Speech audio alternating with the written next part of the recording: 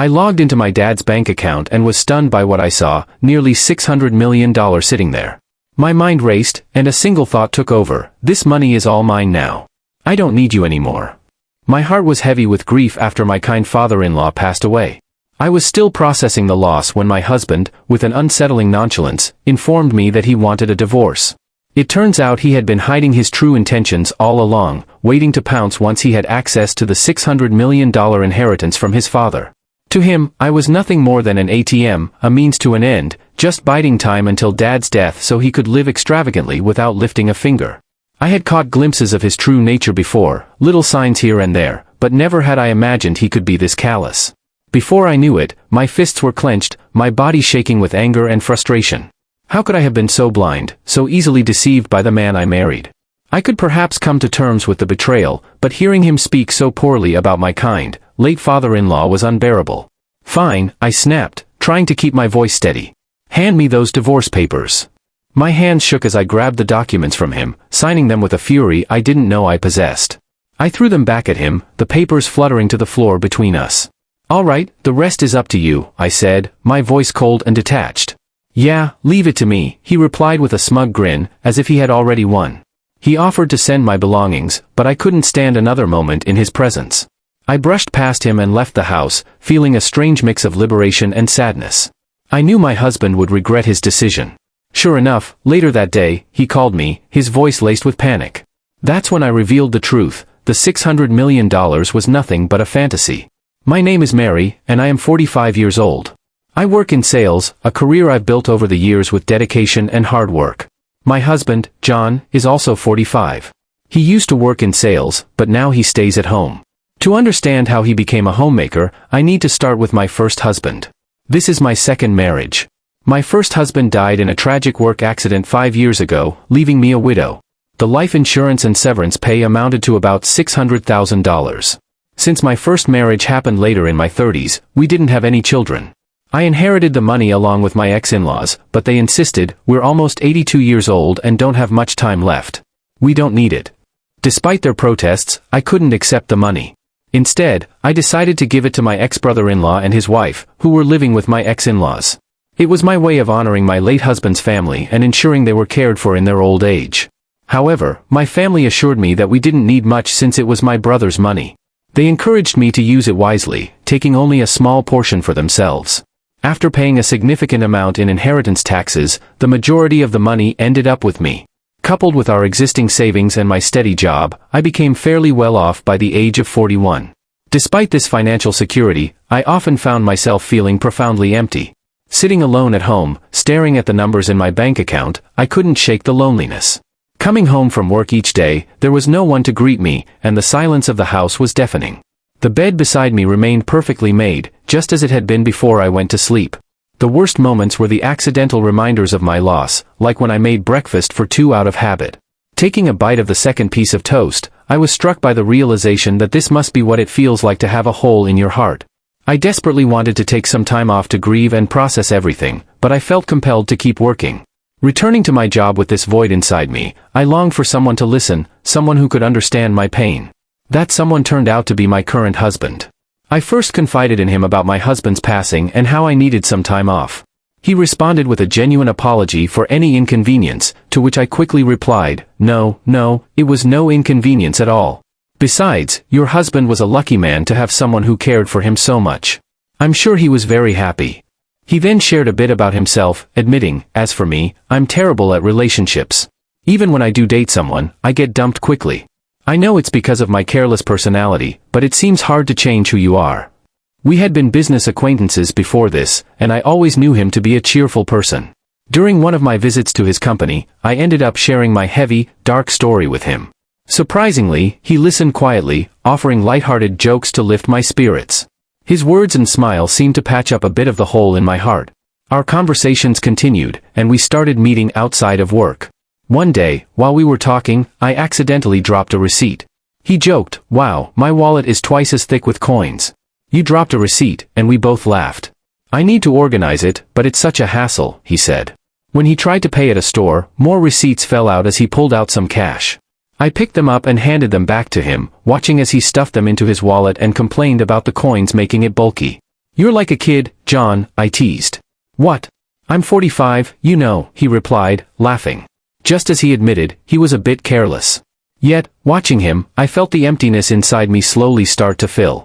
We continued meeting privately, and a year later, he confessed his feelings for me. It had only been a year since my previous husband passed away, so I was torn. I felt a mixture of guilt and hope, but deep down, I sensed my late husband's encouragement, as if he were saying, don't stay stuck. Move forward. So, I decided to start dating John. People around us had their opinions, but making that important decision marked the beginning of my healing process.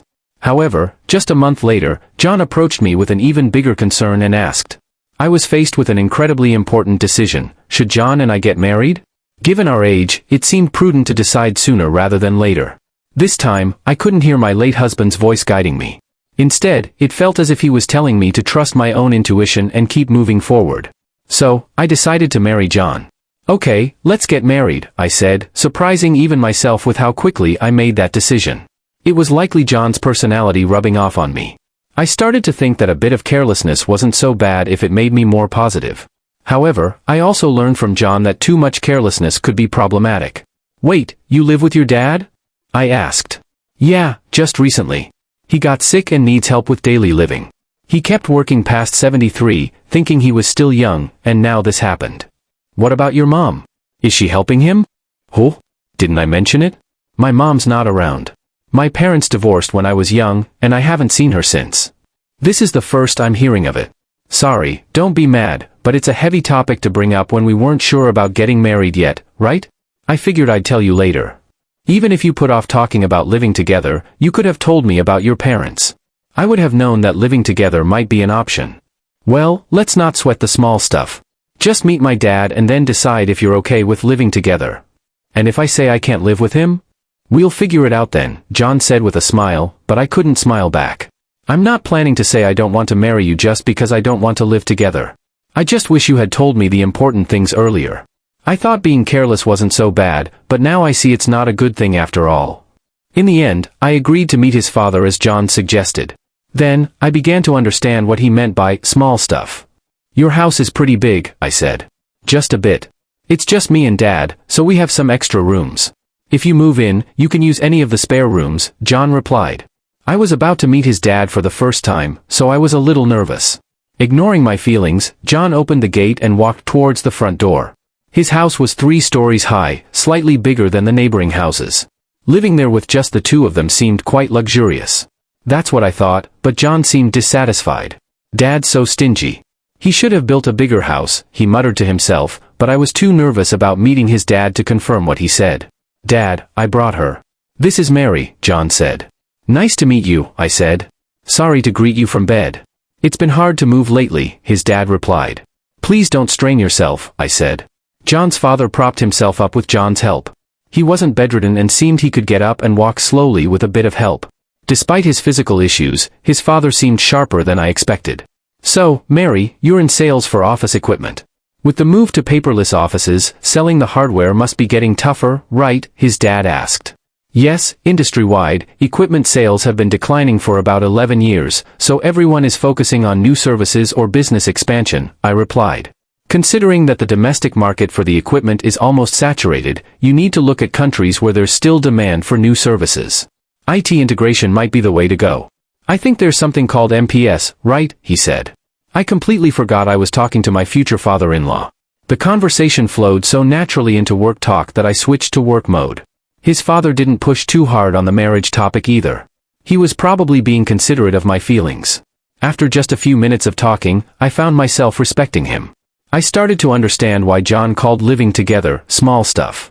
He probably knew I wouldn't oppose living with his dad. About 30 minutes into our conversation, his father said, my back's starting to hurt. Sorry to cut this short, Mary, but I need to rest. Please take care of John. He's quite a chatterbox. Sure, I will, I replied. His father seemed to abruptly end the conversation, likely to avoid imposing on me further. Though I wanted to continue our chat, I didn't want to exhaust him, so I left feeling a bit disappointed. On the way back, John shared more about his dad. He's a serial entrepreneur, John said. A serial what? I asked, puzzled by the unfamiliar term. Entrepreneur. He starts companies, grows them, and then sells them. He's done it multiple times, John explained. You can just buy and sell companies like that? I was genuinely surprised. Well, selling a company involves millions of dollars. Starting and growing one also needs a lot of money, so the sale isn't all profit, but still, Dad's pretty well off. He just doesn't like to spend much. He could build a mansion that would make jaws drop, but he doesn't, John said, his tone a mix of admiration and frustration. Don't you know much about his work?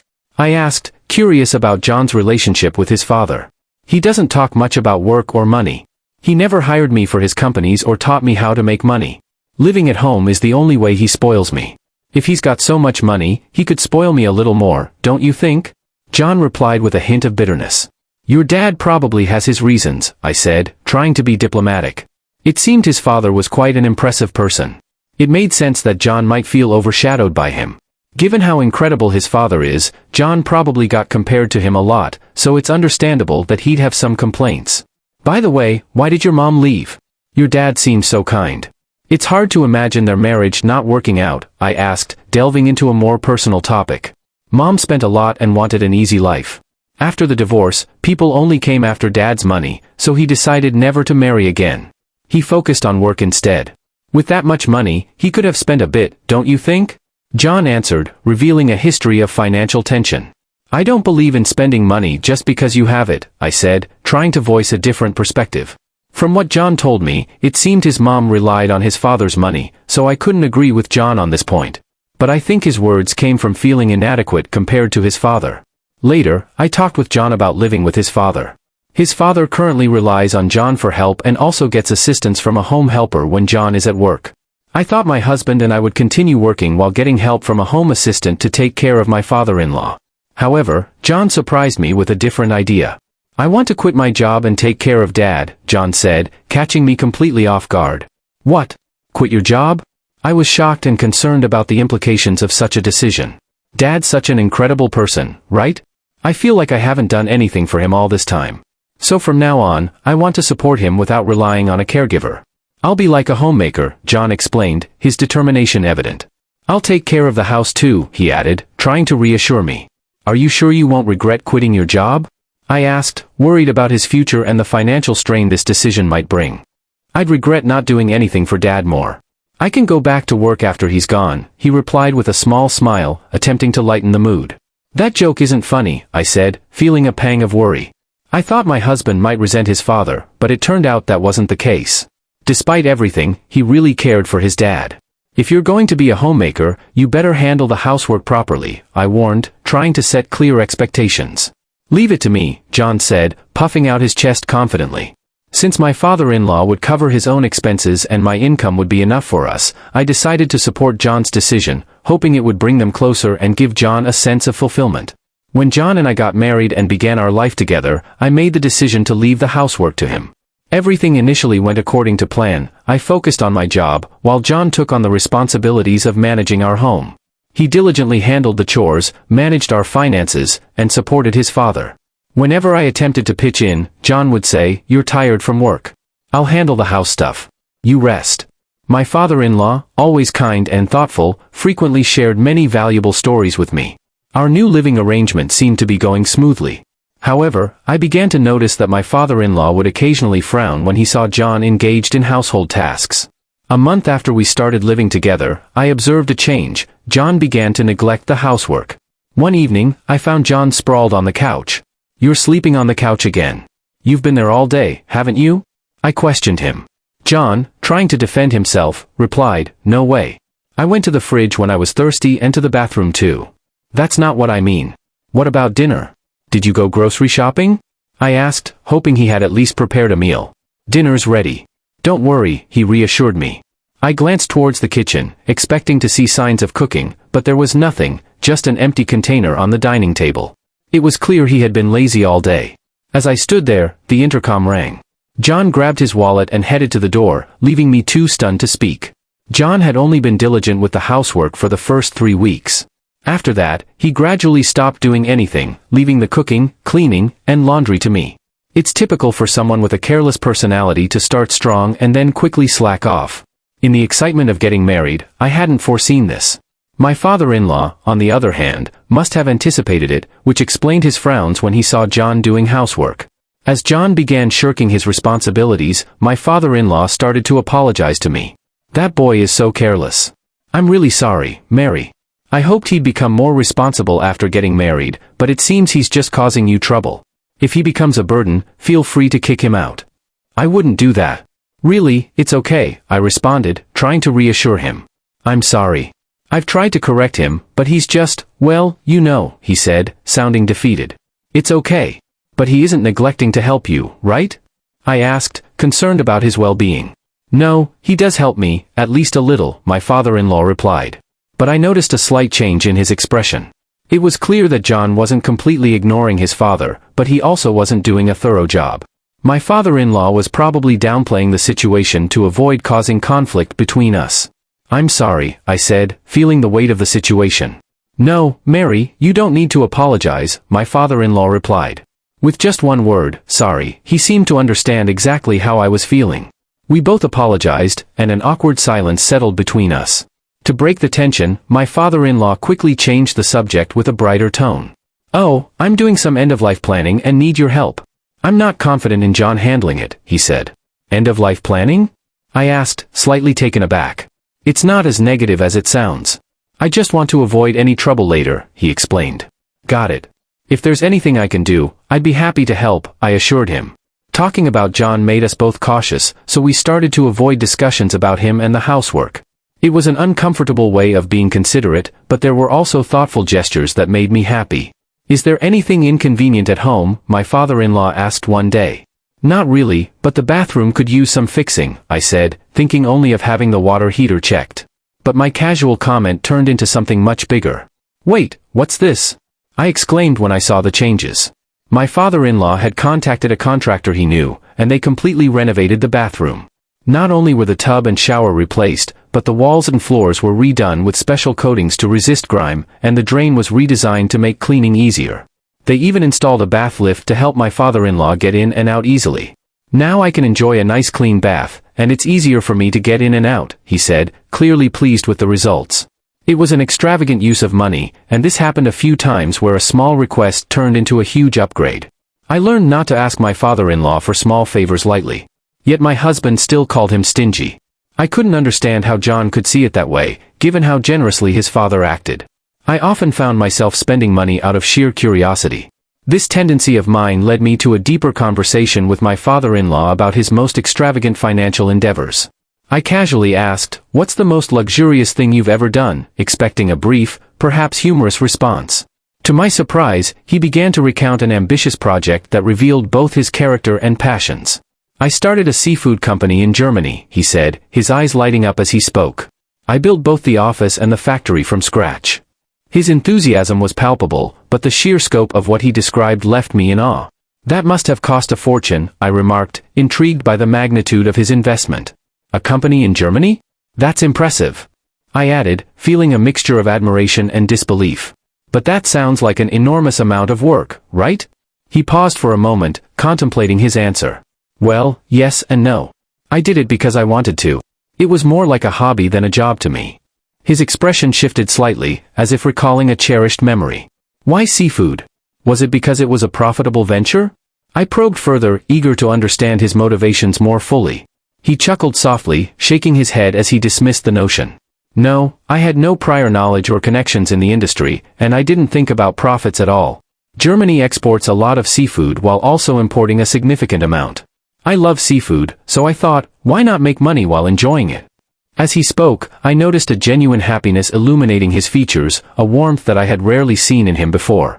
It was clear that this venture had brought him immense satisfaction and a sense of purpose. Yet, I couldn't help but ponder the complexity of his choice. If his primary motivation was a passion for seafood, why go through the trouble of starting a company? Surely he could have simply bought as much seafood as he desired. The entire concept felt extravagant to me, a glimpse into a world that seemed far removed from my own understanding. This interaction made me realize that my father-in-law wasn't just frivolously spending, he was discerning about when and where to invest his resources. My husband, however, had a vastly different perspective. One day, he stormed into David's room, a whirlwind of frustration and anger. You listen to Mary's requests, but you don't pay attention to mine, he accused, his voice tinged with indignation. Are you talking about the bathroom? You use it too, right? I interjected, trying to keep the peace. Since cleaning is easier now, it's a big help to you as a homemaker.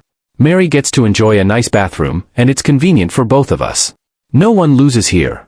David replied calmly, his demeanor steady as he attempted to diffuse the escalating tension. But my husband clicked his tongue loudly, exasperated, and stormed out of the room, slamming the door behind him. I felt compelled to apologize.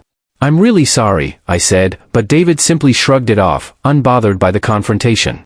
I turned to David, curious and concerned. But why don't you listen to your son's requests? I asked, genuinely perplexed. He's like his mother, David replied, his expression growing somber. When he has money, he spends it without thinking. Even with a lot of money, you need to understand its value and use it wisely. I've tried teaching him that many times, but he's still the same. Since that day, my husband's behavior shifted dramatically. He became increasingly neglectful, ceasing all contributions to household chores and indulging in extravagant purchases that I could hardly comprehend. Whose motorcycle is that outside? Did you buy it? I yelled at him as soon as I got home from work one evening, my frustration boiling over. He was casually polishing an expensive-looking golf club in the living room, utterly indifferent to my presence. It was infuriating. My husband had abandoned his responsibilities at home and started buying whatever he wanted, all while using my bank account without permission. You get your requests granted by Dad. Can't I enjoy a bit of luxury too, he justified, attempting to rationalize his reckless spending. Initially, he had been diligent as a homemaker, and I had never witnessed this lazy side of him before we got married. It felt like he had been hiding his true self all along, and I realized I had been completely fooled. I had told my husband that if my salary wasn't sufficient for our living expenses, he could feel free to use the money in my account. However, I eventually took back my bank book to prevent him from accessing the money without my approval. When I checked my bank statements, I was horrified to discover that he had spent around $50,000 in just 3 weeks. The realization hit me hard. It was an expensive lesson in trust. The sheer scale of his spending sent shivers down my spine, and I felt a deep sense of betrayal. Naturally, thoughts of divorce began to creep into my mind, but I hesitated, not wanting to leave my father-in-law in my husband's care. The thought of him being neglected and taken advantage of gnawed at me, causing me to erase divorce from my list of options. My husband seemed to sense my reluctance to end things and became even more arrogant, as if he believed he could get away with anything. Hey, can't you come home earlier? I've been waiting for dinner all this time, he complained one evening, lounging on the living room sofa as if it were his personal throne. He hardly moved from there, content to do absolutely no housework at all. The concept of being a homemaker began to lose its meaning for me.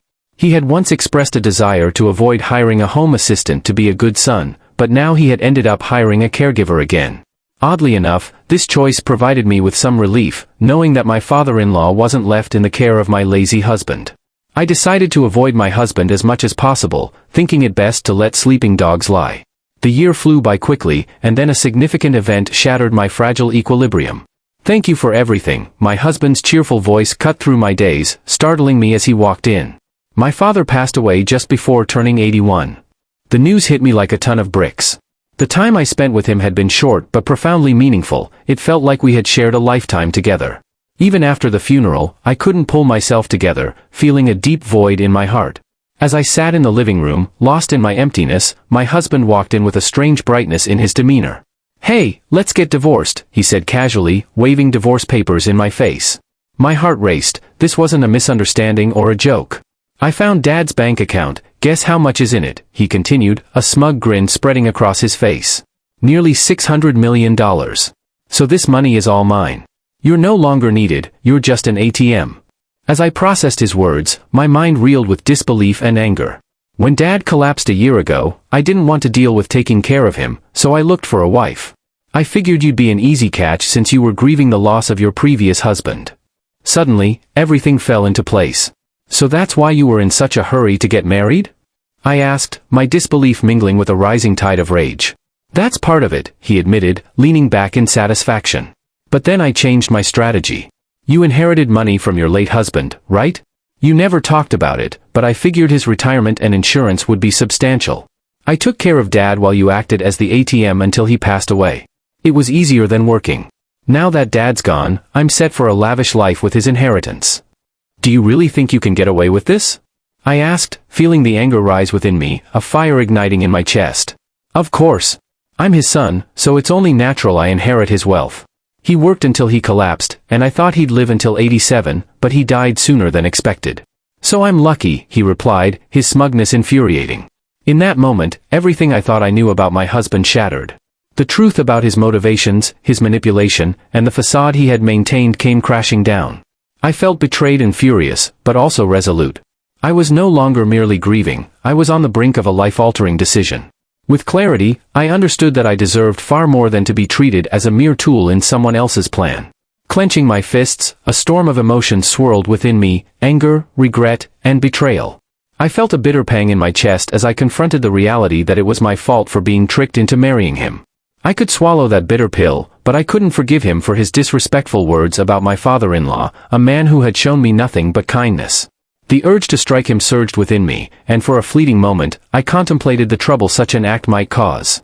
Yet, at that moment, I was overwhelmed by a sense of righteousness, and my desire to retaliate intensified. Just then, the calming voice of my father-in-law echoed in my mind, urging me to stay composed. "Stay calm," I heard him say. "There's no need to act rashly." I took a deep breath, gathering my resolve. "Are you sure about this?"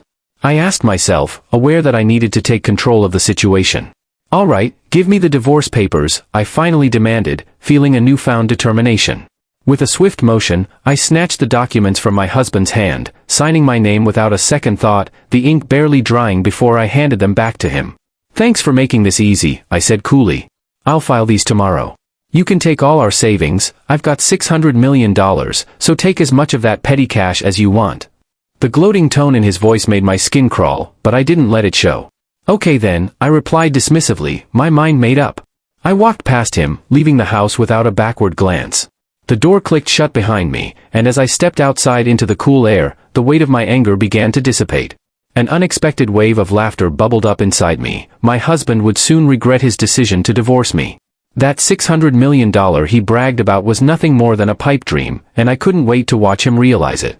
A few days later, while I was holed up in a hotel, searching for a new place to live, my ex-husband called. His voice was a cacophony of outrage and confusion. "Hey, what the hell did you do?" he yelled, his tone furious. I instinctively pulled the phone away from my ear, flinching at his outburst. As his words tumbled out in a rush, I sensed the panic lacing his confusion. When I tried to withdraw money from my dad's account, they said this money can't be withdrawn. What's going on? There should be $600 million in there. I couldn't help but feel a sense of satisfaction at his distress. "It looks like you didn't know," I replied, a hint of amusement creeping into my voice. "Since your dad didn't spoil you, you never took an interest in his affairs, right? And he never discussed his work with you. Stop with the riddles. There's money, right?" he demanded, desperation creeping into his voice. "Yes, there's $600 million, but it's collateral, so you can't touch it," I explained, enjoying the twist of the knife. "Collateral," he echoed, the confusion morphing into dread. "That's right. The money is in the account, but it's untouchable, like a pie in the sky. Plus, that money is about to be used to pay off debts, so it will be gone soon," I continued, watching the realization wash over him. "You're kidding. There's $600 million, and I can't use any of it?" His voice was now tinged with panic. I knew about the $600 million being collateral because I had been involved in my father-in-law's end-of-life planning.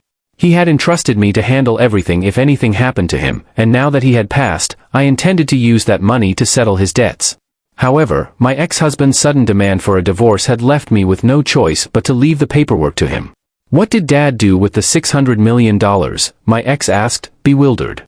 "He used it for something he loved," I replied, my tone deliberately vague. "What does that mean?" he probed, clearly confused and seeking answers. Over 72, Dad decided his next job would be his last. He used his savings for something he enjoyed, that seafood processing and distribution company in Germany he always talked about. He trusted the management to locals and planned to enjoy his retirement there, but it turned out to be a massive failure, and he lost almost everything. When he told me about it, he laughed, saying it was only natural since he did it without any real knowledge. He had no regrets about where he spent his money. He started that company with a $600 million loan using his savings as collateral, but it turned into debt. He thought he could repay it with another job. It seemed impossible, but he believed in himself. Even with the debt, he kept enough money for his retirement. In today's world, where many struggle during retirement, that's impressive. However, while sorting out the German company, his health declined. When that happened, he renegotiated his repayment plan with the bank. Given his long history of high-value transactions, they trusted him. He told them that if he couldn't work anymore, they could take the collateral. They agreed to a 2-year grace period, after which the debt would be paid off with the collateral if he couldn't work. Now that year is up, and it's time to settle the debt. So this $600 million is debt repayment money and will soon be zero, my ex asked, his voice trembling with shock. Exactly. Didn't you find another bank account? There should be one for living expenses. Yeah, I found one with $80,000 in it, he replied, his voice now wavering with anxiety. That's money you can use freely. It's your inheritance. $600 million turned into $80,000? Why didn't he prepare more for his retirement, he wondered, clearly shocked. I was surprised by the $80,000 too, but knowing my father-in-law, he probably planned to add more if needed. He had always seemed capable of anything. By the way, you haven't checked the will yet. Dad told me he'd leave me about 20%, my ex said, attempting to regain some control of the conversation. We're divorcing, so you could contest it as infringing on your rightful inheritance. But I'd like to honor his wishes. I hope you'll agree to the 20%, I said, noticing he was breathing heavily. His dreams of a $600 million windfall were crumbling, and I could almost hear the panic setting in. Why did he waste so much money? He could have bought anything with $600 million, my ex yelled, frustration spilling over. Yelling at me won't change anything. He was happiest when he talked about that time, and he had no regrets. It was his money, and he used it as he pleased. He planned to repay the debt himself, so no one can complain. You just jumped to conclusions and got ahead of yourself, I replied, my tone firm and unyielding. Why are you so panicked? I asked, sensing the shift in his demeanor. The truth finally spilled out. I thought I'd get $600 million, so I spent all my own money. My account is empty, he admitted, despair creeping into his voice. What? Seriously? I was taken aback. My ex-husband had been spending money he didn't even have, and now that we were divorced, he could no longer rely on my savings. To make matters worse, he was currently unemployed. I finally understood why he was panicking. Still, you have a roof over your head and a house, so you can rebuild your life, right? I suggested, attempting to offer some perspective. I am almost 54, unemployed, and have only a little savings. What's going to happen to me? Please help me, he pleaded, desperation in his voice. You have savings and a job, don't you? Why should I help an ex-husband? You're suffering the consequences of your own actions, I said firmly, my resolve unshaken. Please, let's pretend the divorce never happened, he begged, desperation evident in his voice. Ignoring his pleas, I hung up the phone, feeling a sense of clarity wash over me. Realizing that a careless personality is not a good trait, I returned to my search for property listings, determined to find my own way forward. To my surprise, my ex-husband followed through with the will, giving me $40,000 from my father-in-law's inheritance. It made up for the money he had taken from me, and I imagined he probably thought it was too much trouble to fuss over the amount after dealing with the $600 million situation. He also seemed to have started working in sales again, but he didn't appear to be taking it seriously. The shock of not receiving the $600 million affected his motivation, leading to frequent mistakes. After a month of struggling under the scolding of younger supervisors, he saw his paycheck and lost motivation completely.